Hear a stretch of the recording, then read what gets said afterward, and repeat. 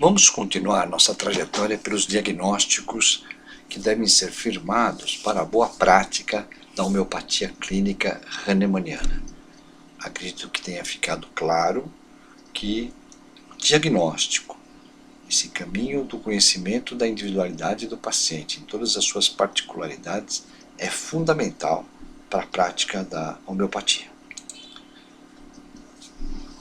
Nesse conjunto de diagnósticos que nós estamos tratando a partir de agora, nós temos aqui aqueles diagnósticos relacionados ao potencial energético ou grau de comprometimento da força vital, que, na realidade, eles são indicadores da similitude, né?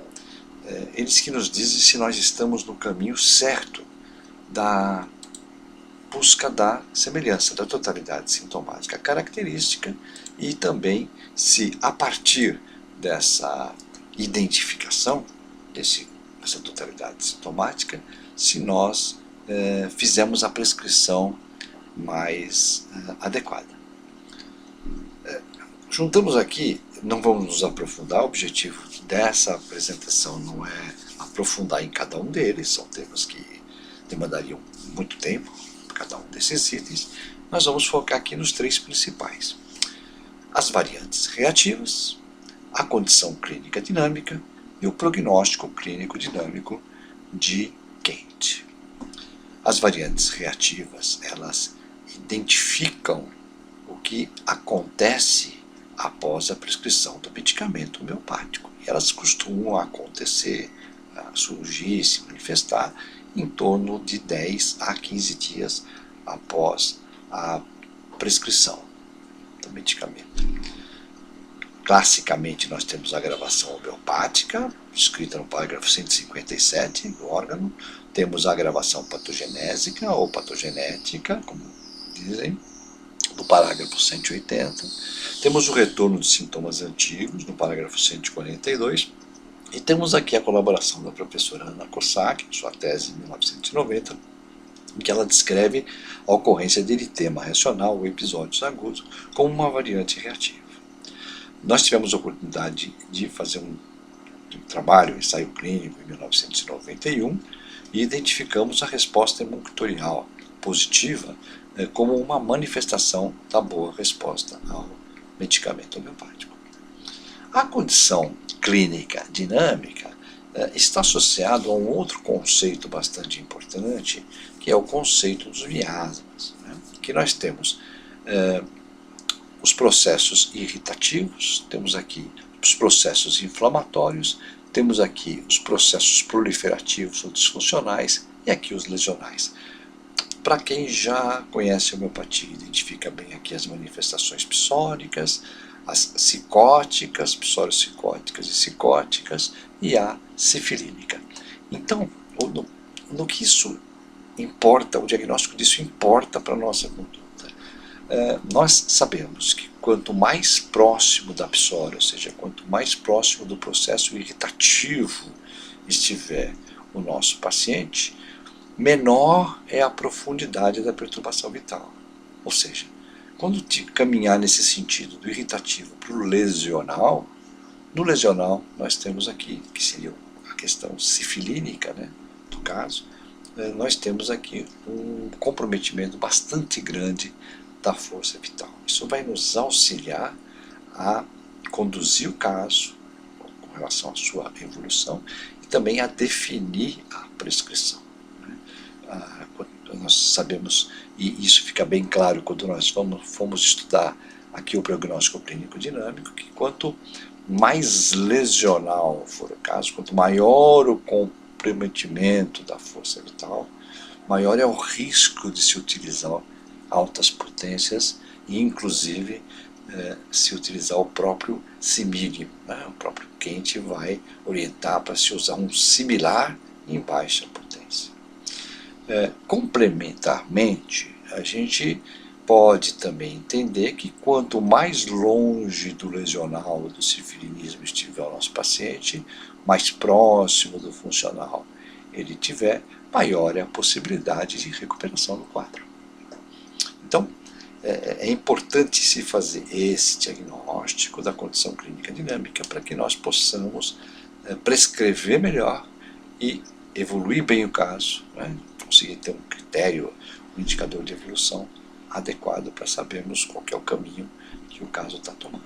E o prognóstico clínico dinâmico de Kent, que por si só é uma aula de mais de 1 hora, mas de qualquer maneira vai também nos auxiliar, particular e especialmente, na segunda prescrição. A partir do que ocorre com o caso após a primeira prescrição, nós vamos poder, interpretando aqui a questão do prognóstico clínico, tomar a melhor conduta possível para a prescrição seguinte.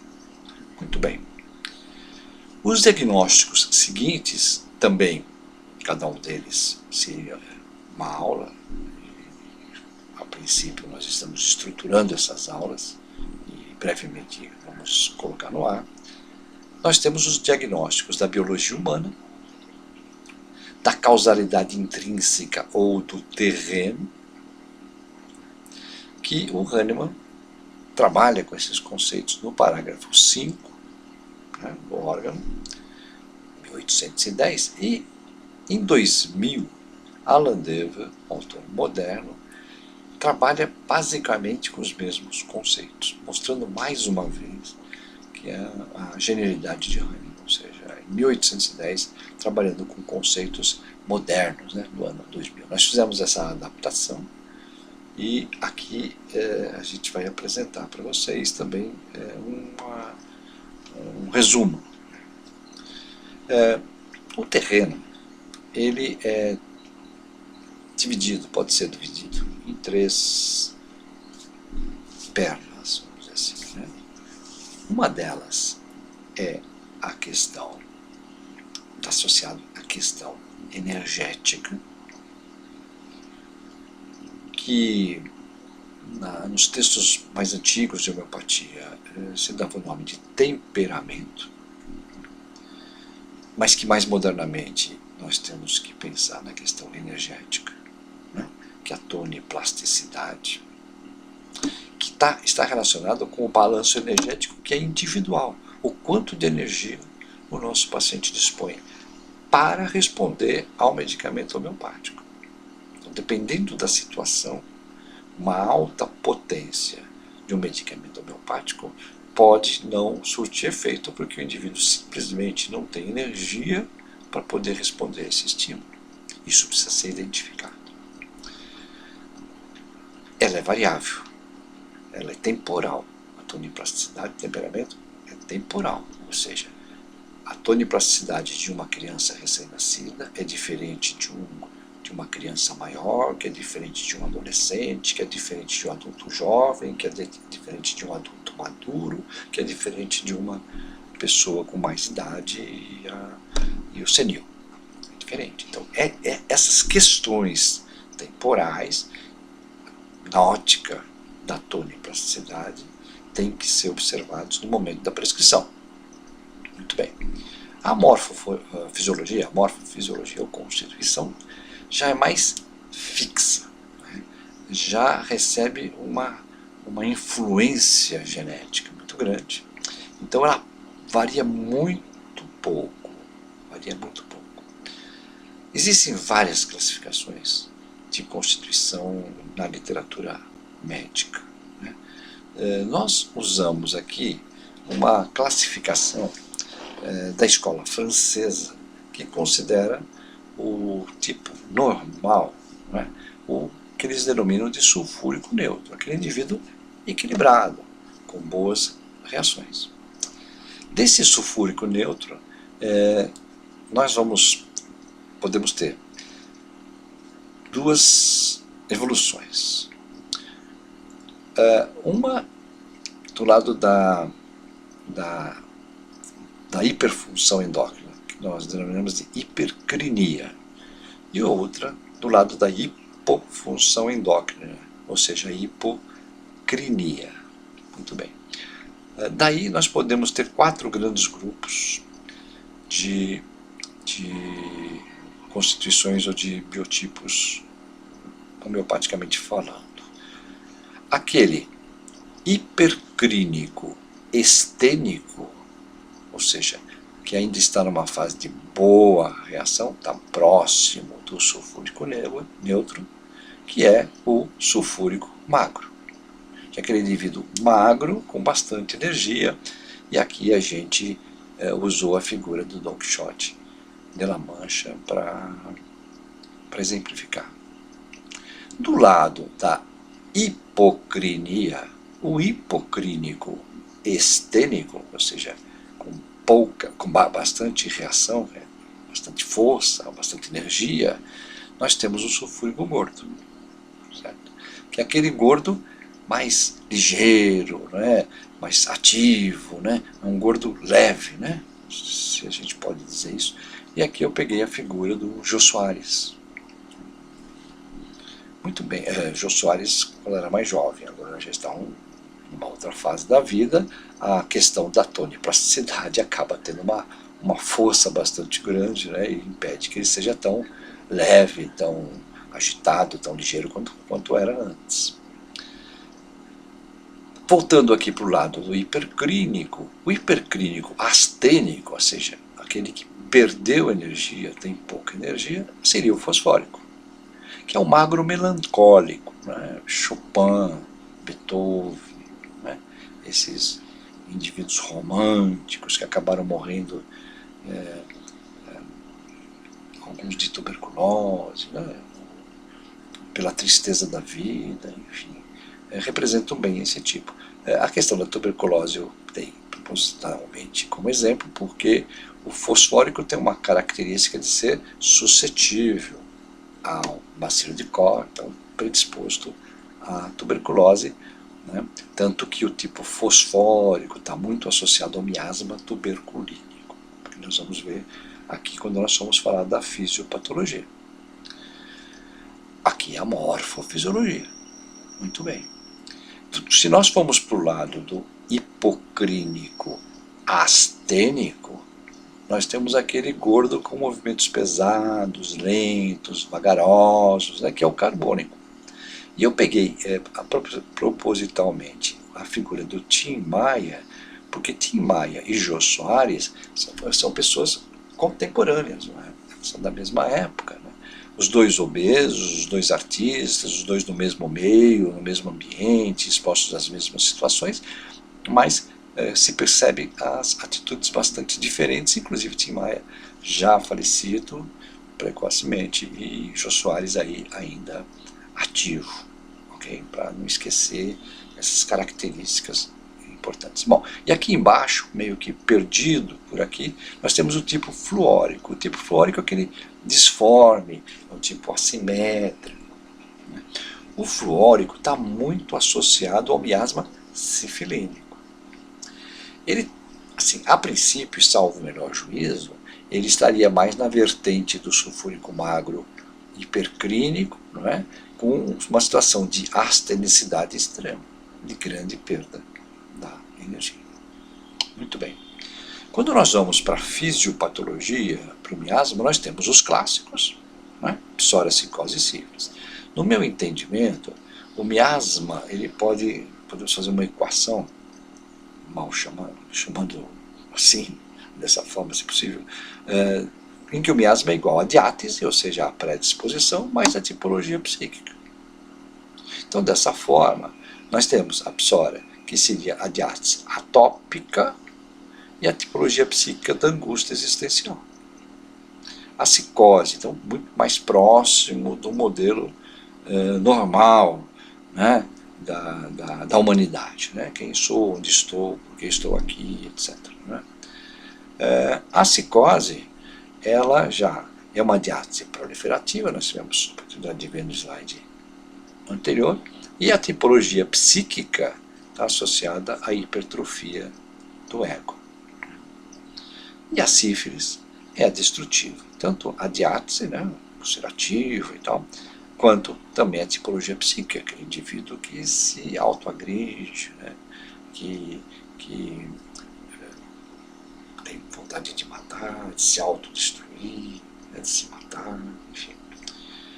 Esse seria o sifilínico. Esse aqui é o clássico, é o de Hahnemann. Os franceses colaboraram com o tuberculinismo, que nós tivemos a oportunidade de associar aqui ao tipo fosfórico, né, ao biotipo fosfórico, né, e o tuberculínico ele é o desmineralizado, né, com um ciclotímico, ou seja, um indivíduo que tem um distúrbio bipolar, né, vai das alegrias, da euforia, a depressão, assim, de uma hora para a outra. Essa é a característica do tuberculínico. O cancerínico, né, o cancerinismo, né, que tem uma dissociação, uma desagregação celular e o mesmo tipo de desagregação psíquica.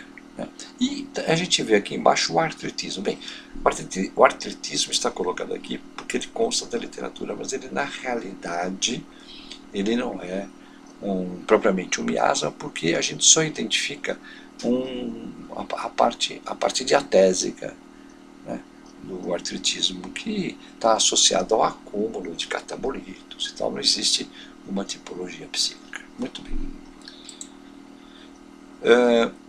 Os componentes do terreno no plano terapêutico, por que a gente precisa conhecer, né? Falando da toniplasticidade do temperamento, é para saber prescrever. Quando que eu vou dar o simílimo ou um similar, ou seja, um antipsórico ou um remédio comum, e que potência que eu vou utilizar. Para isso eu preciso conhecer a toniplasticidade. A constituição é saber compensar o impacto. Eu não vou conseguir mudar a constituição com um medicamento homeopático. Então, a constituição tem que entrar no plano terapêutico para poder auxiliar o paciente com orientações dietéticas, de atividade física, de hábitos de vida, etc., que acabam representando obstáculos à cura e que eu removendo eu vou conseguir uma melhor resposta terapêutica. E a fisiopatologia, o miasma, é saber remover esse miasma. Se a constituição acaba representando um obstáculo à cura morfofisiológica, o miasma representa um obstáculo à cura fisiopatológico. Ou seja, removendo o miasma, nós vamos modificar a predisposição e, em decorrência disso, vamos exercer uma influência benéfica na evolução do caso. Muito bem. Continuando pelos diagnósticos ainda, vocês percebem que nós já estamos aqui no 13, 14, 15. Tem que fazer vários diagnósticos, não é só o do medicamento, nem só o diagnóstico clínico. Temos os diagnósticos da interação indivíduo-meio. Né? O que isso quer dizer? É entender a influência que o meio externo tem no desenvolvimento e na manutenção da doença. Né? Essas condições, elas costumam representar causalidades extrínsecas ocasionais ou de manutenção de doenças. Então são obstáculos à cura que nós temos que identificar, eliminar ou ao menos minimizar para garantir a eficácia do tratamento. Isso o Hahnemann já fala lá no parágrafo 3, lá da primeira parte da palestra, né? No 3 e 4, né? No 7, no 77, no 94, e o Alan Dever também fala, e eu fiz essa adaptação. Um deles é o ambiente biopsicossocial, que são as relações sociais, familiares, no trabalho. O outro é o estilo de vida, né? Se o indivíduo, que tipo de dieta o indivíduo faz, como ele se alimenta, como ele se ele tem uma atividade, se é um indivíduo ativo ou sedentário, enfim, questões desse nível relacionadas a esse tipo de trabalho que ele executa. Né? E, inclusive, como o sistema de organização do serviço de saúde estão organizados, ou seja, se ele mora no local em que tem uma atenção primária à saúde ou não, se ele não conta com isso, ele só vai acabar sendo atendido quando a doença estiver manifesta, enfim. Então, esses são aspectos que o homeopata deve também entender para poder orientar o paciente, para poder intervir nessas situações. O diagnóstico 16 e 17 é o da interação doença-meio, que é o reconhecimento dos elementos do ecossistema que têm influência no desenvolvimento e na manutenção da doença. Então nós temos dois fatores importantes. Os fatores bióticos, ou seja, os efeitos das diversas populações de animais, plantas e bactérias, né? Umas com as outras e estas com os indivíduos. Né? Então temos que entender qual que é, onde aquele indivíduo vive, né? Quais são os agentes aos quais ele está exposto, o que tem que ser feito para que aquilo seja melhorado, eliminado. E temos os fatores abióticos, que são os efeitos da água, do clima, do sol, do solo, do cheiro, do vento, enfim, são situações um pouco mais complexas, porque dependendo da situação não dá para se intervir diretamente, mas é bom que a gente conheça. E se for possível, e se for o caso, oriente o paciente a mudar de região, né? Ser um indivíduo suscetível ao frio. Pode morar numa região muito fria, ou se agasalha sempre todo dia, ou vai buscar uma região um pouco mais quente para poder viver, né? Principalmente quando ele já estiver naquela fase de grande comprometimento energético do ponto de vista de temperamento. Então, dá para entender, antes da gente falar desse slide, que tudo isso importa não só na definição do medicamento, não só na definição da potência do medicamento, mas também no plano terapêutico, nas orientações que nós vamos dar para o nosso paciente. O diagnóstico 18 e 19 é o diagnóstico medicamentoso. Ok, aí vamos ver qual que é o medicamento. Então, qual que é o medicamento qualitativamente falando, um glicopódio, uma pulsatila, uma ômica, enfim, um acônito, e quantitativamente falando, ou seja, qual é a potência, né? Se é na 6CH, na 12, na 9, na 30, na 200, enfim. E aí nós temos a origem, né, a farmacotécnica, que é a origem da dinamoterapia. Isso também é uma aula específica, vamos ficar aqui só na vontade, né, entendendo exatamente o que acontece. Do ponto de vista qualitativo, nós temos o medicamento apsórico ou não antipsórico, certo? Que são aqueles medicamentos do primeiro tempo, os remédios comuns, lembra que nós já falamos lá na primeira parte, né? Que podem ser homeopáticos ou não homeopáticos, né? Quando a gente fala dos não homeopáticos, são aqueles que são prescritos sobre outros critérios. O homeopático é aquele dinamoterápico, né, preparado dessa forma, prescrito com base na lei da semelhança. Os não antipsóricos, não homeopáticos, eles são dinamoterápicos prescritos por outro critério.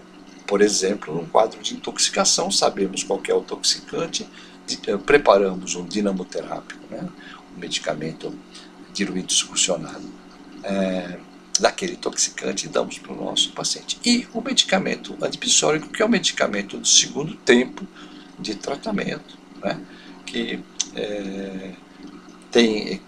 vai complementar esse primeiro tempo. Ok? Isso nós já fizemos um breve comentário aqui, só reforçando. Né? Bom, o diagnóstico quantitativo, ou seja, a potência, vai depender do grau de comprometimento da força vital, vai depender do miasma predominante, né? Vocês lembram, quanto mais próximo do sifilinismo, maior o comprometimento da força vital. Em decorrência disso, temos que usar potências baixas. Vai depender do temperamento, né? Quanto mais estênico, quanto menor for a quantidade de energia que o indivíduo tem para responder ao medicamento homeopático, mais baixa a potência. E a categoria de doenças dinâmicas agudas, epidêmicas, por exemplo, que nós vimos o miasma agudo, né, o bioagente, né, exerce uma influência muito grande sobre o organismo, demanda de potências baixas, porque o organismo está à mercê daquele agente. E a frequência da administração do medicamento, que também vai depender do comprometimento da força vital. Né? Casos agudos, temos que repetir mais frequentemente o medicamento. Né? Os casos crônicos podemos dar doses únicas e aguardar a resposta. Enfim, vai depender do tipo de caso que nós temos pela frente e do quanto de energia o nosso paciente tem disponível para poder responder ao medicamento homeopático. E finalmente, o 20º diagnóstico. Não é? Nós temos aí o que nós podemos chamar de um diagnóstico preditivo, que é a identificação de fatores, grupos, indivíduos de risco, né? E a partir dessa identificação, fundamentar a promoção da saúde do ponto de vista homeopático.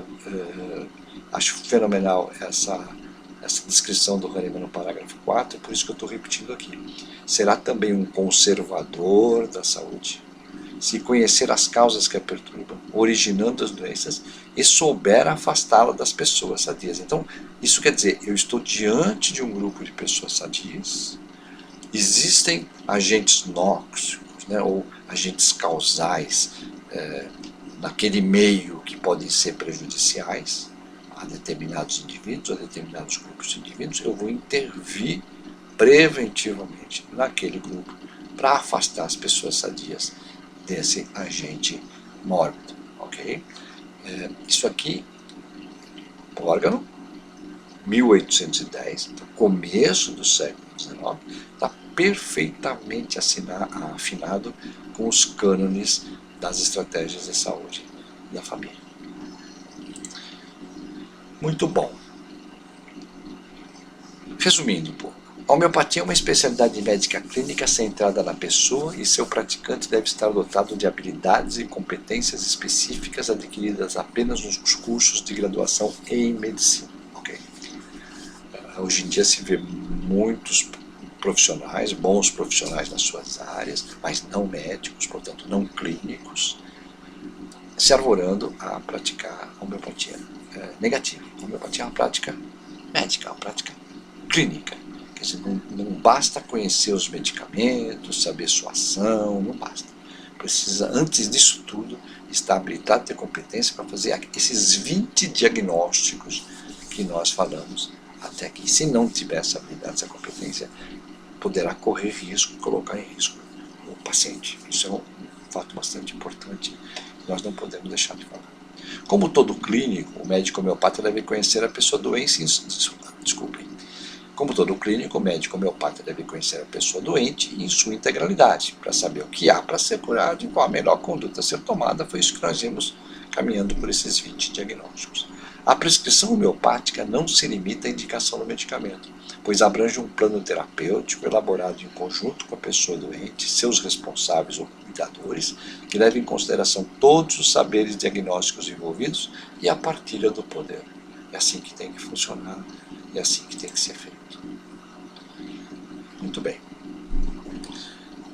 Para encerrar, no 33º Congresso Brasileiro de Homeopatia, que ocorreu no Mato Grosso do Sul, de 3 a 6 de setembro, foi proposta uma mesa com homeopatas mais experientes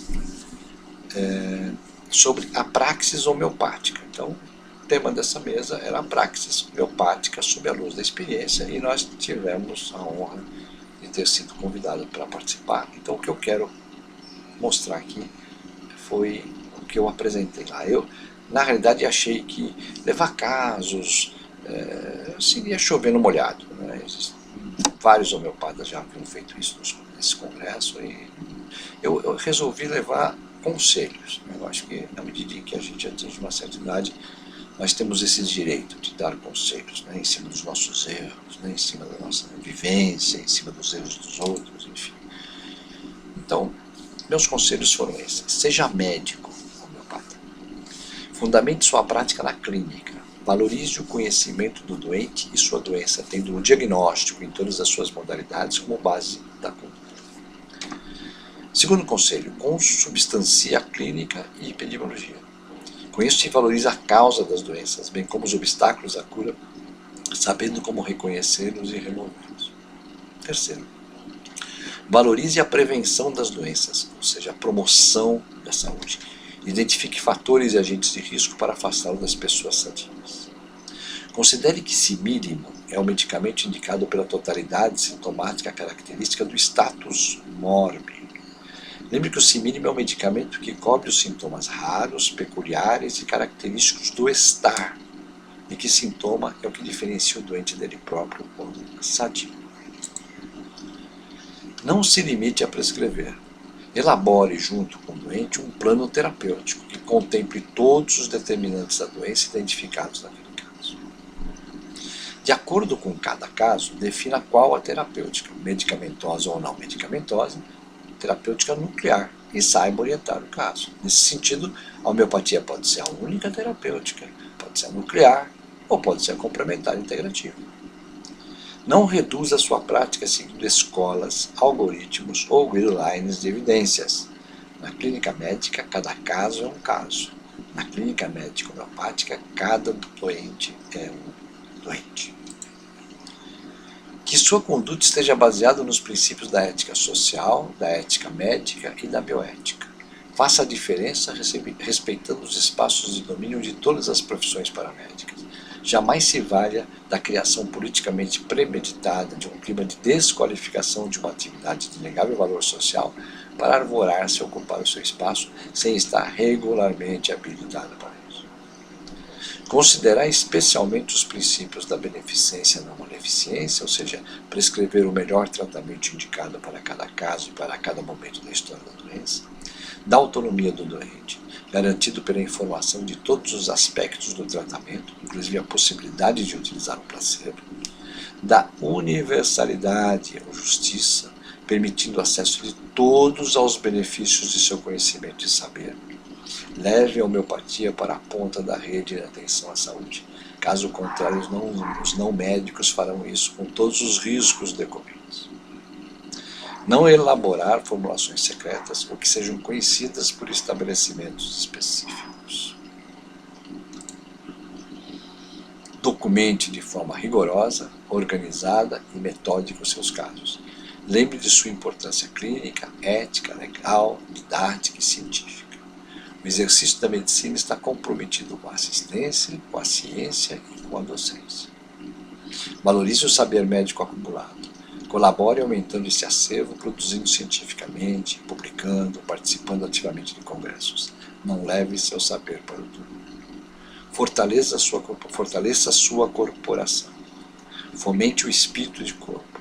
Uma corporação dividida é uma corporação sem espírito, sem energia e sem força, e não atingirá os altos fins da existência.